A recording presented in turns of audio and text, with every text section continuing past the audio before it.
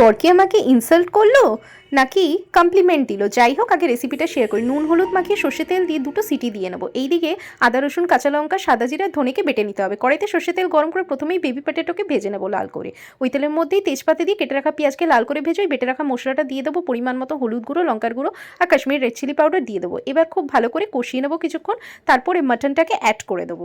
এবার সামান্য সামান্য একটু স্টক অ্যাড করবো আর খুব ভালো করে কষাবো পরিমাণ মতো নুন দিয়ে। এবার যখন তেল ছেড়ে আসবে ফেটিয়ে রাখা দইটাকেও অ্যাড করে দেবো। তারপরে আবারও কষাবো। এবার আলুও অ্যাড করে দেবো। সব ভালো করে কষাতে হবে। যখন তেল ছেড়ে আসবে বাকি স্টকটা অ্যাড করে দেবো। আর আরেকটা আমি মেন ইনগ্রিডিয়েন্টস দেবো যেটার জন্য কালারটা কিন্তু দুর্দান্ত আসবে, সেটা হলো লিকার চা। এবার ঢেকে দেবো সব কিছু দিয়ে। আর দেখো পুরো মনে হচ্ছে গোলবাড়ির মাটন কষা, বাট ডিফারেন্স এটাই ওটার মধ্যে আলু থাকে না। আর বর খেয়ে কী বললো যে গোলবাড়ির কারিগর আমার বাড়িতে কি করছে। সে যাই হোক, তো আজকের দুপুরের মেনুটা দেখতেই পেলে। ভিডিওটা ভালো লাগলে লাইক শেয়ার সাবস্ক্রাইব করে পাশে থেকো।